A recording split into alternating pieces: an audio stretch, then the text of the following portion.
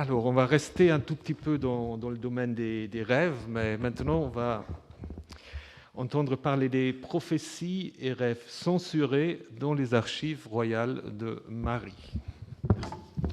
Si. La question qui nous est posée par les organisateurs de ce colloque est « Comment devient-on un prophète ?» Il n'existe dans les archives de Marie aucun récit de vocation prophétique, comme on en trouve dans la Bible, et cela en raison de la nature radicalement différente des deux corpus. Contrairement à ce qui est parfois un peu trop rapidement indiqué, il n'existe pas de texte prophétique dans les archives de Marie. Ce qui nous est parvenu, ce sont d'abord les termes mêmes de prophétie telles qu'elles ont été portées à la connaissance du roi de Marie dans une cinquantaine de lettres qui lui ont été adressées par des personnes qui ont été les auditeurs de ces prophéties, des gouverneurs de province, des proches du souverain, etc. Vous en avez ici un exemple. On a donc affaire à des documents bruts qui n'ont jamais été retravaillés par la suite, et c'est ce qui fait bien entendu tout leur prix. Ces textes nous sont parvenus tels qu'ils ont été écrits au XVIIIe siècle avant Jésus-Christ et conservés pendant des siècles dans les décombres du palais de Marie, détruit par les soldats de Hammurabi de Babylone vers 1760 avant Jésus-Christ. Ce qui est très précieux dans le cas de Marie, c'est que ces lettres ne sont pas dépourvues de contexte. D'abord, parce qu'elles s'éclairent les unes les autres. Il faut rappeler que la densité chronologique de cette correspondance est tout à fait extraordinaire. Actuellement, plus de 2500 lettres ont été publiées, mais il reste encore beaucoup à faire. Alors ici, la petite publicité habituelle pour le site Archibab, sur lequel vous trouverez de plus en plus de textes, et donc vous pouvez demander à avoir le catalogue de toutes les lettres trouvées à Marie. Donc, plus de 2500 lettres publiées, couvrant une période d'une vingtaine d'années seulement, ce qui fait une moyenne de une lettre tous les 3 jours. Et quand la totalité du corpus sera publiée, ça fera plus que doubler. Par ailleurs, l'abondance des textes administratifs permet de compléter notre connaissance du contexte, en particulier grâce à des informations chronologiques très précises qu'ils contiennent. Et dans certains cas, on peut mettre en rapport une prophétie rapportée dans une lettre avec le cadeau qui a été fait au prophète qui l'a transmise. Jean-Marie Durand a montré, par exemple, comment un certain Louparoum, qui recevait un cycle d'argent dans un document comptable pourvu d'une date, eh bien, c'était le même qui était mentionné dans une lettre où son activité prophétique était décrite. Ce tableau très positif s'accompagne néanmoins de limites. Certes, nous pouvons estimer que, dans bien des cas, nous possédons les paroles mêmes que les prophètes ont dites. Dans une occasion privilégiée, nous avons même la lettre qu'un prophète dicta en personne de la part du dieu Shamash et qui est adressée au roi de Marie.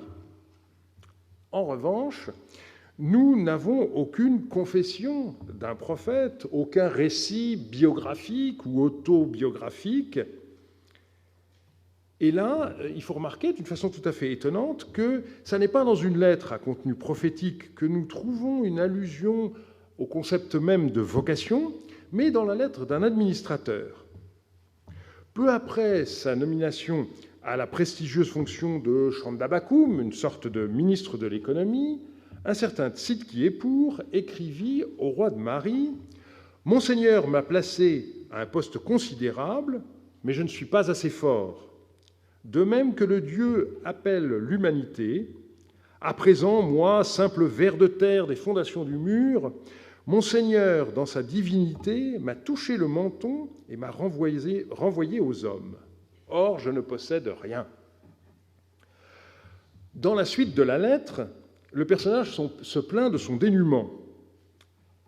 N'ayant pas d'accès direct au roi, au moment où il écrit, il est passé par l'intermédiaire de son influent secrétaire, mais il n'a pas pu obtenir gain de cause, et donc finalement il se décide à écrire au souverain pour lui demander de bénéficier des mêmes privilèges que son prédécesseur, et ça c'est une situation pour laquelle on a des parallèles. Si l'on analyse ce passage, il est tout à fait symptomatique que l'on soit ici dans le domaine de la comparaison. Le roi, dans sa divinité, a attribué à Tzidkiépur une mission. Il est tout à fait regrettable que le recueil qui a été récemment publié d'études concernant la divinisation royale n'ait pas pris ce texte en compte, parce que c'est quelque chose de tout à fait important. L'administrateur, distingué par le choix du roi, s'en déclare indigne, mais c'est en fait pour mieux réclamer ce qu'il considère comme son dû. Et donc, on est ici clairement au niveau de la rhétorique courtisane, avec une humilité affectée. Par ailleurs, on doit remarquer, comme l'avait fait Venhoff, que la rhétorique ici nous offre le plus ancien exemple d'autodénigrement, avec la comparaison de soi-même avec un ver ou un vermisseau, métaphore qui a eu une bonne postérité dans la Bible. J'en donne ici un exemple, il y en a d'autres évidemment. Donc, faute de récits équivalents concernant un prophète, on ne peut pas répondre à la question « Comment devient-on prophète ?» et à la question de la vocation des prophètes. Mais il est possible d'étudier d'abord la formule par laquelle certains prophètes qualifient la mission dont ils ont été chargés par la divinité. Je vous propose ensuite de voir comment certaines personnes refusaient de transmettre une prophétie dont elles avaient eu connaissance, et on terminera par étudier des cas qu'on pourrait qualifier d'autocensure, donc dans lesquels ce ne sont pas les intermédiaires, mais les détenteurs du message divin eux-mêmes qui refusaient d'accomplir leur mission, ou du moins le faisaient avec beaucoup d'hésitation. Les prophéties pouvaient être émises par des gens que l'on considère comme des professionnels des deux sexes. Jean-Marie Durand vient de nous rappeler les deux termes qui sont employés dans les archives de Marie pour les désigner, apilum avec son féminin apiltum d'une part, muhum avec son féminin muhutum d'autre part. La question de la différenciation entre les deux est délicate, mais je dirais que ici, ce qui m'intéresse, c'est davantage ce qui les unit. Dans les deux cas, on a affaire à du personnel religieux rattaché à un temple et à une divinité. Mais à côté de ce qu'on peut qualifier de professionnels de la prophétie, on a aussi des cas de prophétie ou de rêve qui sont le fait d'individus quelconques. Et dans un certain nombre de lettres, la transmission de la prophétie est précédée par ce qu'on peut appeler une formule d'envoi en mission. Tel est le cas de plusieurs prophéties adressées par le dieu Dagan de Terka au roi de Marie Zimrilim. On lit ainsi dans une lettre du gouverneur de Terka, Kibri Dagan, « Le jour où j'ai fait porter ma présente tablette chez mon seigneur, un extatique Muhum de Dagan m'a tenu ces propos. Dagan m'a envoyé, au sujet du sacrifice Pagraou à accomplir, envoie un message à ton Seigneur pour que le sacrifice Pagraou soit accompli le 14 du mois qui commence. Il ne faut nullement laisser passer ce sacrifice. Voilà ce que cet homme m'a dit. » On remarque dans ce passage que, contrairement à bien des exemples, on n'a pas ici la reproduction d'un discours directement adressé par le Dieu au roi. La formulation est indirecte. On retiendra surtout la formule « Dagan Ishpurani », le dieu Dagan m'a envoyé. Il en va de même dans une autre lettre du même Kibri Dagan, très semblable, autre chose. Le jour où j'ai fait porter ma présente tablette chez mon seigneur, un extatique Muhum de Dagan m'est arrivé, et voici ses propos. Le Dieu m'a envoyé, dépêche-toi d'envoyer un message au roi, afin que l'on voue le rite funéraire qui spie au man de Yardunlim. Voilà ce que cet extatique m'a dit, et je viens de l'écrire à mon seigneur. Ici, la formule est légèrement différente, puisque on a cette fois le dieu, Ilum, m'a envoyé sans que la divinité soit nommée, mais dans les deux cas, il s'agit d'un extatique Muhum de Dagan, sans qu'on puisse savoir s'il y a une raison particulière à cela. Kibri Dagan ne donne pas de nom propre, ce qui empêche de savoir s'il s'agit dans les deux cas de la même personne. On sait par ailleurs qu'il existait plusieurs extatiques Muhum rattachés au même dieu dans la même localité. Par exemple, on a une lettre qui mentionne plusieurs extatiques Muhum de Dagan On suppose que c'est à Terka, mais le texte ne le dit pas explicitement. On a les extatiques Muhum du dieu Amou de Rupshaloum, et une autre lettre qui mentionne 5 extatiques Muhum du dieu Addou, vraisemblablement à Nahur. Quoi qu'il en soit, il s'agit ici de gens qui sont en quelque sorte des professionnels, c'est-à-dire en tout cas qui appartiennent au personnel du temple. Un autre exemple est intéressant précisément parce que ça n'émane pas de quelqu'un qui appartient au domaine du temple. Une femme, épouse d'homme libre, est venue et m'a parlé à propos de l'affaire de Babylone en ces termes. « Dagan m'a envoyé, envoie un message à ton Seigneur pour qu'il ne s'inquiète pas et que le pays non plus ne s'inquiète pas. » Toujours une lettre de Kibri Dagan, toujours la formule d'envoi, toujours une formule indirecte, hein, envoie un message à ton Seigneur pour qu'il ne s'inquiète pas. Ici, c'est clairement ce que dit la femme à Kibri Dagan. Ce n'est pas le message du Dieu. Et donc, le fait qu'on ait ces 3 lettres qui se ressemblent formellement assez fort a poussé certains, en particulier Ichiro Nakata, à considérer que ces prophéties, cette singularité en quelque sorte, venait du fait que ces prophéties étaient transmises au roi par Kibri Dagan, qui avait une manière standardisée de présenter les prophéties. Cependant, on trouve des formules proches à propos de messages prophétiques transmis lors d'un rêve. C'est ainsi qu'une femme écrivit à la reine-mère à Doudouri « J'ai vu un rêve à ton sujet, dans mon rêve, Belet et Kalim m'envoyaient comme messagère, et malheureusement, la suite est cassée. » Ça n'est pas le seul cas où c'est dans un rêve qu'un individu reçoit de la divinité une mission prophétique. Et ici, je ne peux pas évidemment éviter de rappeler le texte très célèbre que Georges Le Saint avait appelé la révélation de Dagan de Terka. Un certain Malik Dagan rapporta à Iturazdu le rêve qu'il fit. Il se vit dans son rêve entrer dans le temple de Dagan de Terka, et à ce moment-là, le dieu lui adressa la parole. Et le discours divin s'achève ainsi. « Maintenant, va, dit le dieu, tu es mon messager. Tu parleras à Zimrilim en ces termes, envoie tes messagers chez moi, etc. » Une fois encore, c'est le verbe chaparum, envoyer, qui est ici employé, et ce n'est pas le messager qui dit « Dagan m'a envoyé », dans le récit de son rêve, c'est le Dieu lui-même qui lui déclare qu'il l'envoie. Aucun de ces textes ne nous dit donc véritablement comment on devient prophète, mais les personnes qui avaient le sentiment de devoir transmettre un message au roi de la part d'une divinité insistaient sur le fait qu'elles étaient envoyées par celle-ci. Par ailleurs, le modèle est clairement celui des relations diplomatiques. Au lieu d'être en mission pour le compte d'un roi étranger, les prophètes, professionnels ou occasionnels, étaient envoyés par un dieu.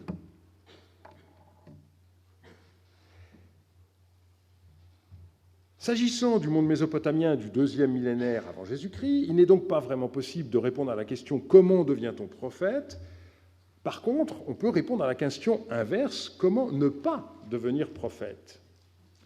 En effet, si l'on définit de façon large le prophète comme porte-parole de la divinité, un individu chargé d'un message divin, prophétie stricto sensu ou rêve, on constate, dans certains cas, que son message peut ne pas parvenir à son destinataire. Et ce sont ces cas de censure ou d'autocensure que je voudrais maintenant examiner. Alors le premier aspect, c'est qu'on voit dans certaines circonstances l'entourage du souverain qui censure des prophéties ou des rêves défavorables.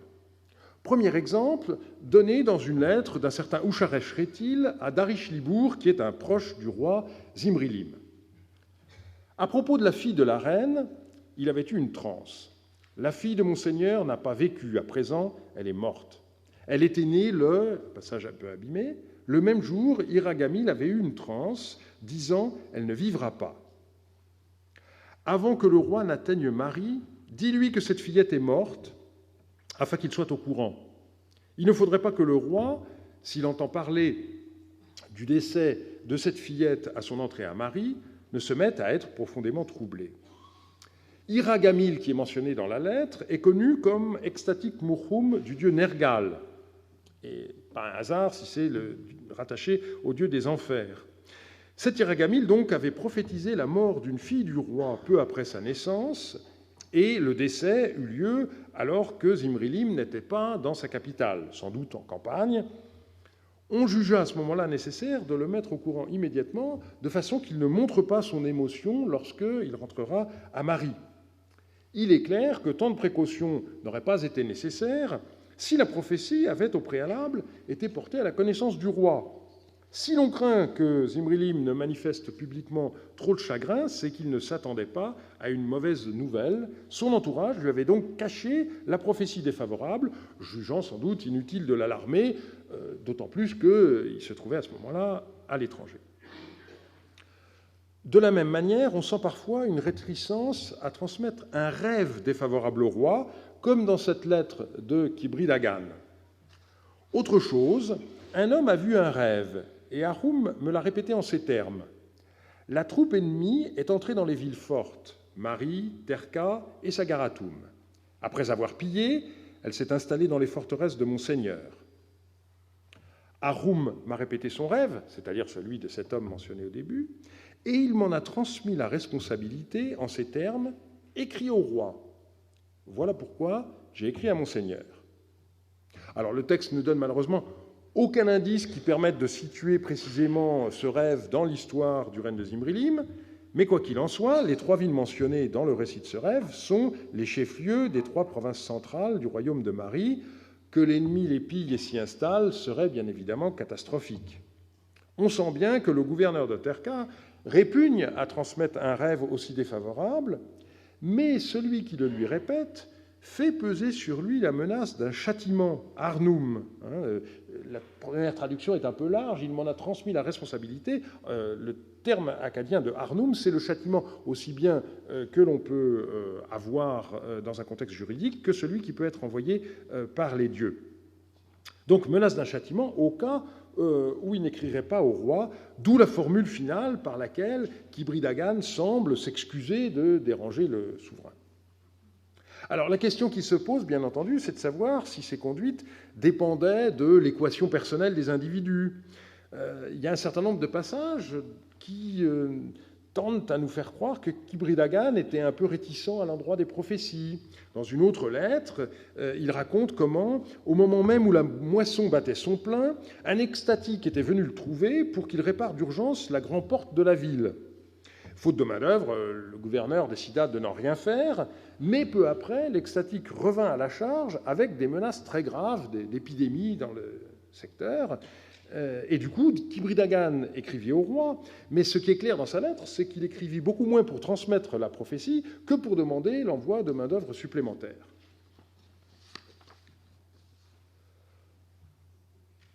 Dans les cas qu'on vient d'examiner, ce sont les intermédiaires qui ont fait ou qui risquaient de faire écran entre le messager d'un dieu, prophète ou rêveur, et le destinataire. Mais les archives de Mari nous livrent aussi des exemples où ce sont les messagers eux-mêmes qui refusent de transmettre la communication divine. C'est à nouveau dans la correspondance de Kibri Dagan qu'on trouve un récit bien intéressant, un rêve horrible, comme le dit cette quinquagénaire interrogé par Freud. Donc, le gouverneur de Terka traite un premier sujet dans sa lettre, et puis ensuite il ajoute « Un tel, son nom est cassé, a vu un rêve en ces termes. Voici ce que disait le Dieu. Ne reconstruisez pas cette maison en ruine. Si cette maison est reconstruite, je la ferai tomber dans le fleuve. » Le jour même où il a vu ce rêve, il ne l'a dit à personne. Le lendemain, de nouveau, il a vu un rêve. Voici ce que disait le Dieu. Ne reconstruisez pas cette maison. Si vous la reconstruisez, je la ferai tomber dans le fleuve. À présent, je viens de faire porter chez mon Seigneur la cordelette de son habit et la mèche de cheveux de sa tête. Depuis ce jour, ce serviteur est malade. Alors c'est un texte très riche, dont je vais simplement indiquer un certain nombre de caractéristiques. D'abord, il faut remarquer dans cet exemple que le rêve est curieusement une expérience exclusivement auditive, sans qu'on rapporte aucun élément visuel, malgré l'emploi du verbe natalum, voir, mais Jean-Marie Durand vous a tout à l'heure expliqué pourquoi ça signifie que c'est un rêve qu'on doit prendre en compte. La mise en parallèle du récit des deux rêves successifs montre que le second est exactement parallèle au premier, avec quelques variantes minimes.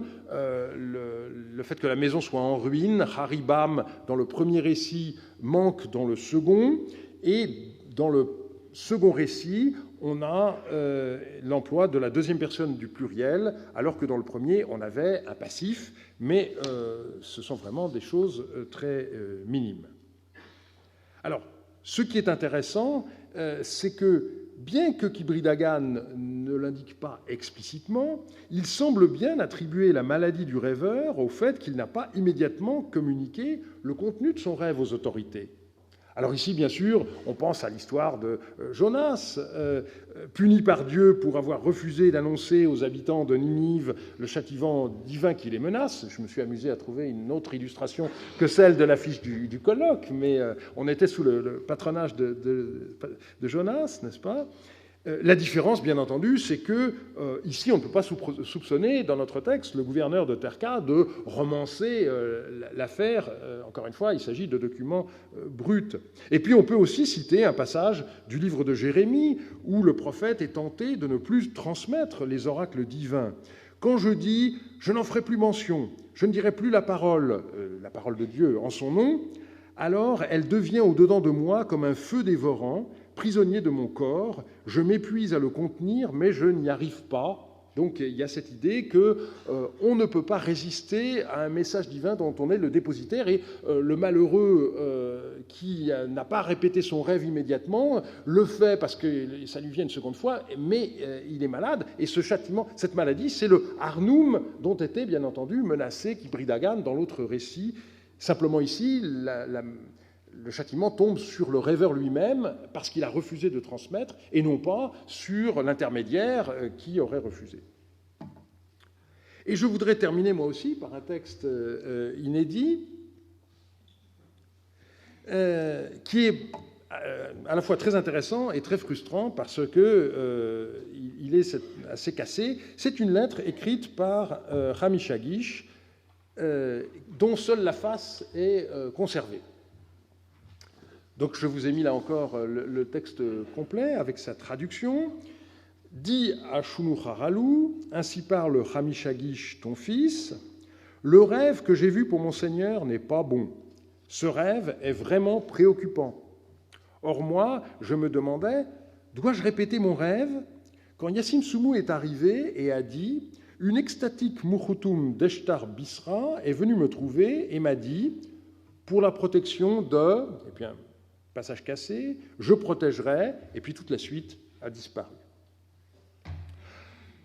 Alors, c'est un cas exceptionnel puisqu'on assiste ici au débat intérieur qui agite le rêveur. Étant donné le caractère funeste de son rêve, qui concerne le roi, doit-il ou non en faire part ? Et on voit ces hésitations interrompues par la communication qu'il reçoit de Yassim Soumou concernant la prophétie d'une extatique Moukhoutoum de la déesse Eshtar Bishra. Alors, l'état de la tablette ne permet pas vraiment de connaître la teneur de cette prophétie.